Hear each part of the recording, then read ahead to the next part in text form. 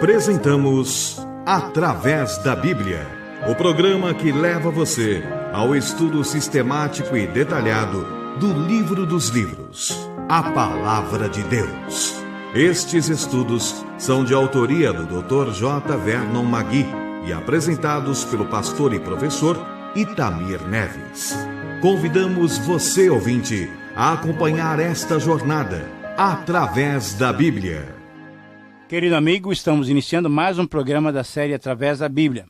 Quero cumprimentá-lo em nome do nosso Senhor Jesus, desejando que esse tempo juntos possa servir para a sua edificação.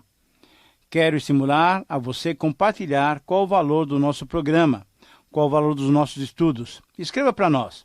Para nós é importante esse retorno, por isso eu quero registrar logo no início a carta que vocês nos enviem.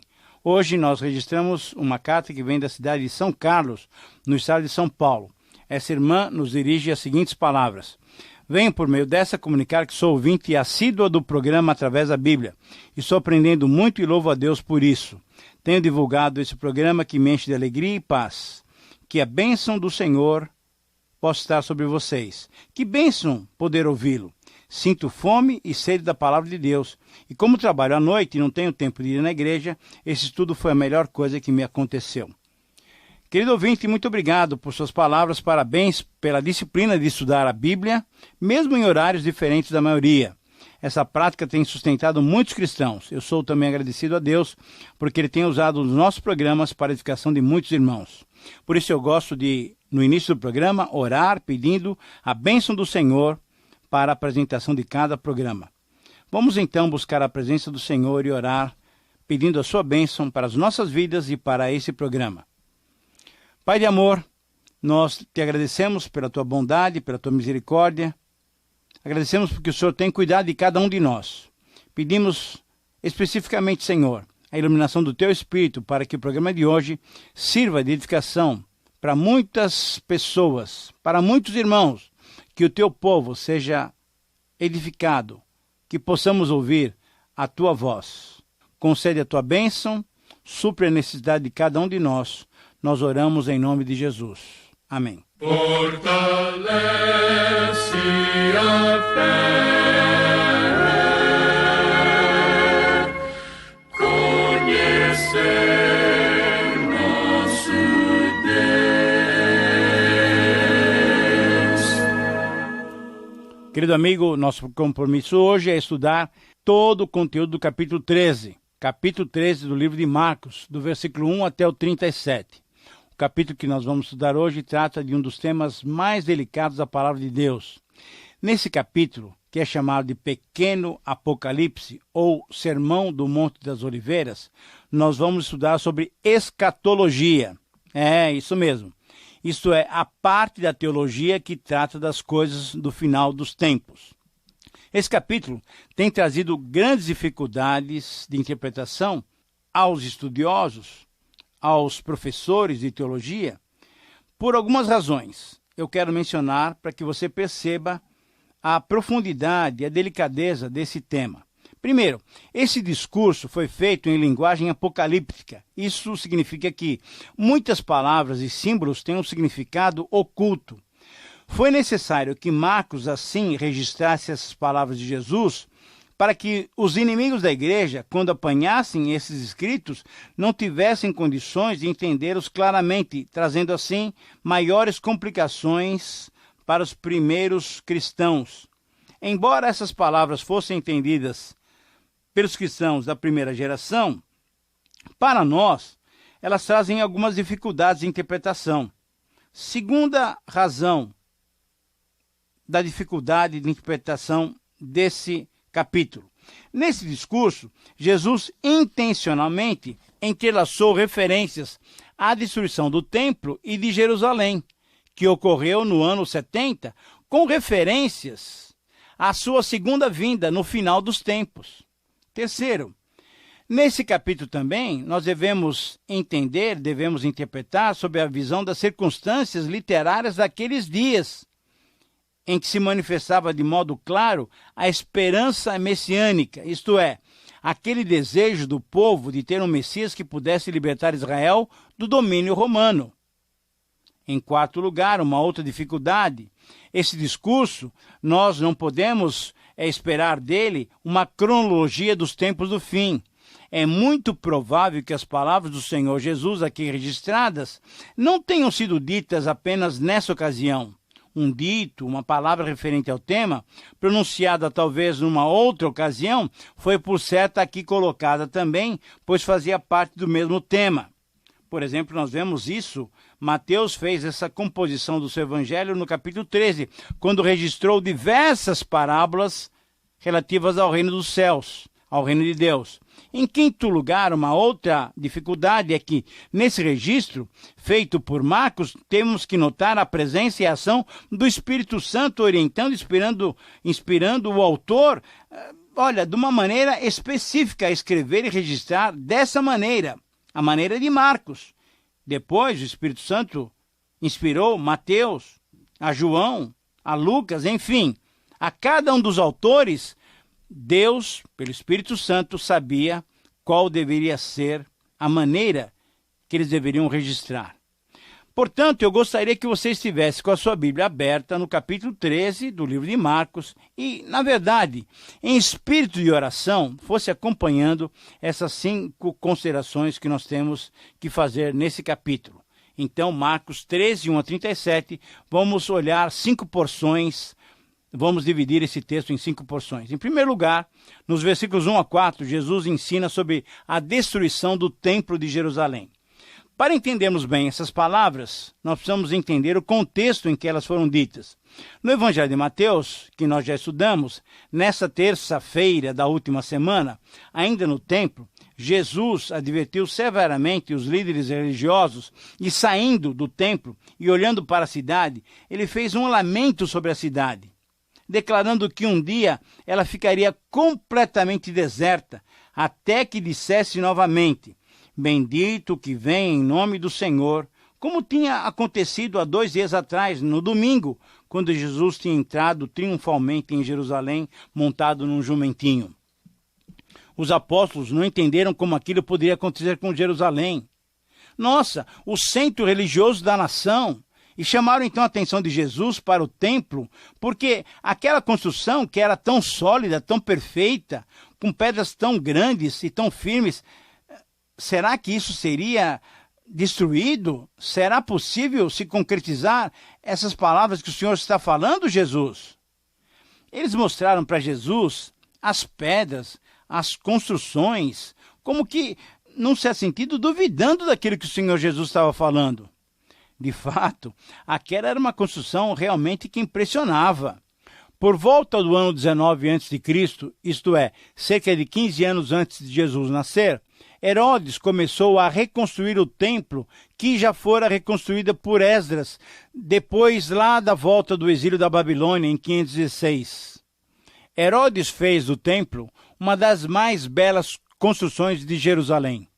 Seu objetivo não era agradar a Deus. Infelizmente não era, mas era agradar e apaziguar os judeus a quem ele governava. Essa construção, na verdade, só foi terminada por volta de 64 depois de Cristo, mas também logo depois, no ano 70, quando os romanos invadiram Jerusalém, sob o comando do Marechal Tito, o templo foi completamente e definitivamente destruído.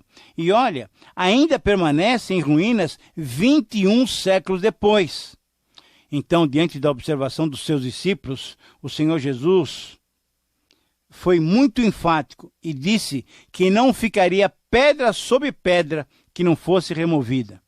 E diante das palavras de Jesus, Pedro, Tiago, João e André, em particular, perguntaram para Jesus o seguinte: quando que essas palavras seriam cumpridas e que sinal haveria desses acontecimentos? Querido amigo, muitos de nós nos orgulhamos das cidades e das grandes construções que temos em torno da nossa vizinhança. Mas lembrem-se, tudo desaparecerá, tudo será destruído. Todas as coisas serão arruinadas e removidas. Nada aqui é eterno, senão as nossas vidas. E você? Como é que você tem construído a sua vida? Você tem alicerçado a sua vida em valores humanos e passageiros? Ou você tem firmado a sua vida na rocha, que é o Senhor Jesus Cristo? Em segundo lugar, nos versículos 5 a 23, Jesus adverte contra os falsos mestres e contra os falsos ensinos. A partir do versículo 5, Jesus começa a responder às perguntas dos discípulos relativas à destruição do templo.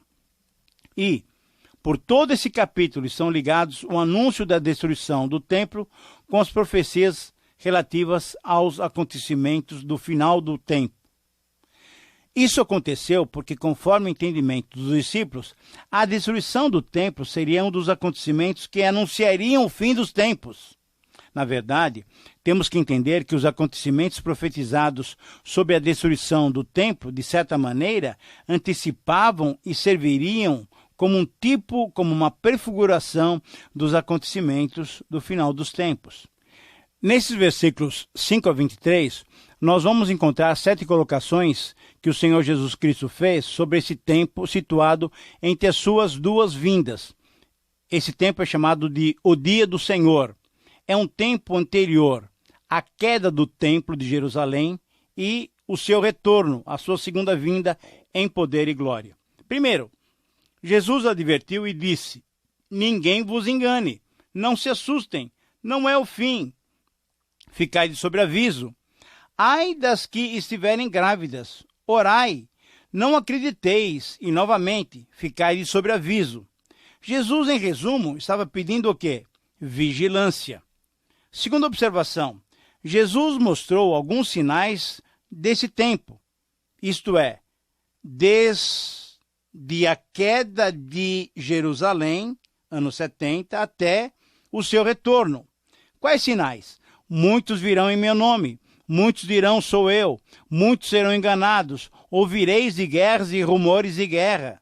Se levantará nação contra nação, reino contra reino, haverá terremotos, haverá fome, sereis presos, sereis açoitados, sereis colocados diante de governadores e reis. Haverá traição entre irmãos, entre pais e filhos, sereis odiados de todos por causa do meu nome.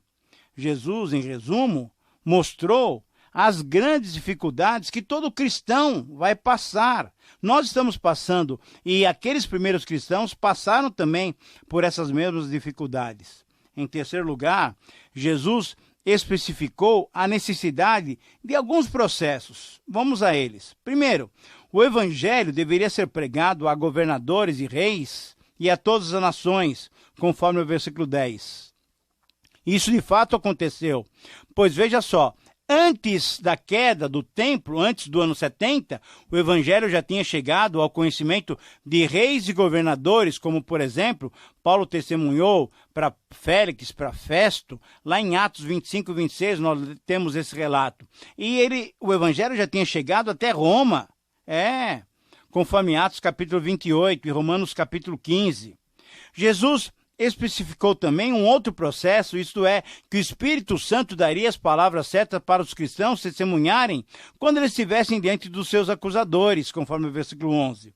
E isso de fato aconteceu, como por exemplo com Estevão, a quem não se podiam opor, tamanha a sabedoria que o Espírito Santo lhe dava. Agora, precisamos entender bem essa orientação. Assim como aconteceu com Estevão, pode acontecer conosco. No momento de tremenda aflição, de muita dificuldade, o Espírito Santo nos dará palavras de sabedoria. Mas não devemos entender mal essa orientação, pois em épocas normais, nós precisamos, para pegar a palavra de Deus, para pregar a genuína palavra de Deus, sendo fiéis ao Senhor, devemos estudá-la e nela meditarmos. Então, esse recurso que muitos têm falado, é só abrir a Bíblia e o Espírito Santo fala por nós. Não, essa não é a maneira correta de nos relacionarmos com a palavra do Senhor. Em terceiro lugar, Jesus também especificou um outro processo, isso é, a necessidade da perseverança, conforme o versículo 13. Por quê? Porque a salvação nunca foi mérito da perseverança, mas a perseverança é prova da verdadeira salvação, conforme Efésios 2, 8 e 9 e Hebreus 10, 36. Um quarto processo que Jesus mostrou. Ele mostrou a necessidade da percepção quando o templo fosse profanado, quando fosse visto o abominável da desolação, isto é, o sacrilégio terrível situado sobre onde não deveria estar, conforme o versículo 14. Sobre essa profecia, nós temos 3 indicações. Veja só, primeiro, antes da queda de Jerusalém, em 70, por volta de 66, quando os zelotes tomaram o poder, eles mataram muitos sacerdotes no próprio templo, então profanando o local. Uma outra possibilidade, uma outra dica de interpretação, quando em 70 o Marechal Tito colocou um ídolo no local onde ficara o templo, queimado e destruído, junto com a cidade de Jerusalém, ele também profanou o templo. E ainda mais, referindo-se agora ao futuro, essa abominação da desolação pode ser uma referência à profanação da igreja, o templo de Deus, através da entrada de heresias, falsas doutrinas ensinadas por falsos mestres, como infelizmente já vemos em nossos dias. Jesus também especificou que haveria grande destruição, grande tribulação, como nunca tinha acontecido e como nunca mais aconteceria, conforme o versículo 19. E isso de fato aconteceu. Os historiadores Joséfo e Tácito dizem que naqueles dias do cerco de Jerusalém, entre 66 e 70 d.C., a cidade experimentou uma catástrofe de dimensões sobrenaturais, com a direta participação divina no julgamento da cidade que crucificou o Salvador. Sexto, Jesus também mostrou que por causa dos eleitos, isto é, cristãos da primeira e da última geração, esse tempo aterrorizante seria abreviado. Alguns cristãos judeus do primeiro século, atendendo a essas palavras de Jesus, fugiram de Jerusalém e se refugiaram em Pela, cidade próxima do Mar Morto. Em relação aos cristãos em geral, antes da volta gloriosa do Senhor Jesus, esse tempo também seria abreviado, porque muitos dos eleitos poderiam ser enganados pela artimanha do inimigo, conforme lemos no versículo 22. E em 7º lugar, Jesus mostrou que todos esses sinais não seriam o fim, conforme o versículo 7, pois essas coisas seriam apenas, olha só, apenas o princípio das dores, conforme o versículo 8. Essas coisas seriam os eventos cotidianos durante o tempo entre as duas vindas do Senhor Jesus Cristo. Em resumo, Jesus revelou em termos gerais que essas palavras não serviriam para uma especulação em termos cronológicos para prevermos quando ele voltaria. Não, mas serviriam para nos alertar de que um dia ele voltaria. E todos nós, cristãos, seus discípulos, deveríamos e devemos estar bem preparados. Em terceiro lugar no texto, nos versículos 24 a 27, referem-se agora especificamente à vinda do Filho do Homem. Então, veja só, Marcos 13, 24 a 27 é uma passagem relativa à vinda do Filho do Homem. O texto diz assim: mas naqueles dias, após a referida tribulação, o sol escurecerá, a lua não dará sua claridade, as estrelas cairão do firmamento e os poderes do céu serão abalados. Então verão o Filho do Homem vir nas nuvens com grande poder e glória, e ele enviará os anjos e reunirá os seus escolhidos dos 4 ventos, da extremidade da terra até a extremidade do céu. Querido amigo, esses versos apontam para a volta gloriosa do Senhor Jesus. Haverá um cataclisma celeste, como profetizou Joel. Lá no capítulo 2, 30 e 31, quando os astros serão abalados, demonstrando que a vinda do Messias afetará tanto a humanidade como a natureza. Quando o Filho do Homem vier sobre as nuvens do céu, ele virá com grande poder e glória, glória que simboliza a presença de Deus, a glória Shekinah. É exatamente isso, aquela glória que nós já vimos lá no livro do Êxodo. Lembra-se? Isso, quando o templo foi aceito por Deus, quando o tabernáculo foi levantado e aceito por Deus. O ponto máximo da história será a volta do Senhor Jesus Cristo. Na primeira vinda, ele veio como um servo, conforme 10:45. Mas na segunda vinda, ele virá publicamente como Senhor, Rei do Universo e controlador da história. Mas um detalhe ainda deve ser destacado. ele enviará os seus anjos que reunirão os seus escolhidos dos 4 ventos, isto é, dos 4 cantos de todos os lugares. Os eleitos, os escolhidos, serão reunidos e certamente se alegrarão. E se você for um eleito, você comigo se alegrará. Ficaremos agradecidos e encantados pela grandiosa manifestação do nosso Salvador. Querido amigo, vale mais uma vez a pena perguntar mesmo, com toda sinceridade, você se atemorizará diante da vinda do Messias, do Senhor Jesus Cristo, não mais como um Salvador, mas como um juiz? Ou você se alegrará, pois sendo um dos escolhidos, será reunido pelos anjos divinos para estar para sempre com o Senhor? É uma pergunta importante. Só você pode respondê-la diante do Senhor. Em 4º lugar, nos versículos 28 a 31, agora temos uma parábola, a parábola da figueira. Nessa parábola, temos uma exortação sobre a percepção dos sinais dos tempos. A figueira pode referir-se a Israel, como já temos comentado anteriormente.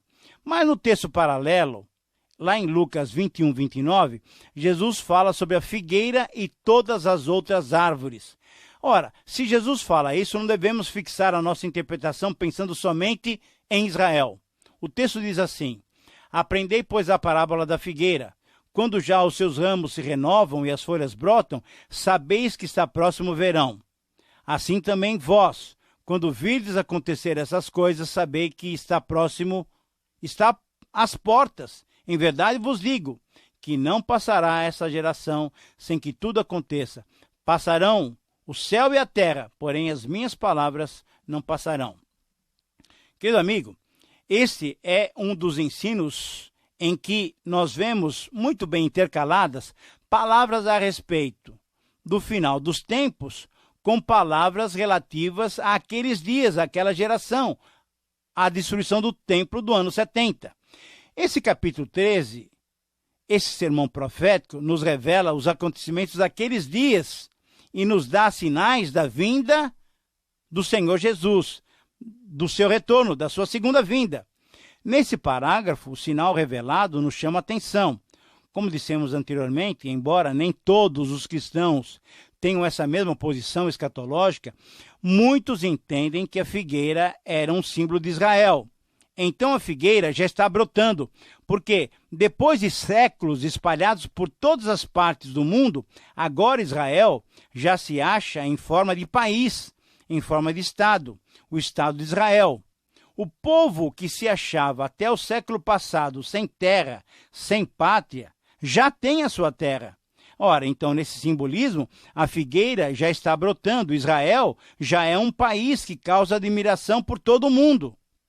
Quando a figueira está com seus ramos se renovando e as suas folhas já brotando, é sinal de que o verão está próximo. Portanto, conforme essa interpretação, o fato de Israel já estar constituído novamente como nação é sinal de que devemos nos atentar, devemos dar toda atenção. E o versículo 30, então, certamente se refere à profecia sobre a destruição de Jerusalém. De fato, aconteceu naquela geração, 40 anos depois daquelas palavras do Senhor Jesus. No ano 70, Jerusalém e o templo foram destruídos. E finalizando o parágrafo, no versículo 31, Marcos registra as seguintes palavras: passará o céu e a terra, porém as minhas palavras não passarão. Aqui está o poder das palavras de Jesus. Elas se cumprem ao pé da letra. Em quinto e último lugar, nesse parágrafo, nesse capítulo, nós temos uma advertência. Qual é a advertência? Muitos dirão: quando Cristo vem? Qual é o dia da sua chegada? Qual é a hora da sua chegada? Querido amigo, de acordo com essas palavras de Jesus, ninguém sabe, senão somente o Pai. Por essas palavras, vemos que falham todos aqueles que têm anunciado o dia e a hora da volta do Senhor Jesus. O que o Senhor Jesus quer, sim, é que nós todos vigiemos. Vigiai, pois, porque não sabeis quando virá o dono da casa. Vigiemos, pois, e oremos, para não sermos surpreendidos na volta gloriosa do Senhor Jesus Cristo. Querido amigo, permita-me uma última pergunta. Você está preparado para esse encontro? Todos nós nos encontraremos com o Senhor Jesus. Bom, chegamos assim ao final de mais um tempo de estudo. Nós somos agradecidos a você pela sua companhia e agradecemos a Deus também pela sua capacitação. Que o Senhor te abençoe e um grande abraço.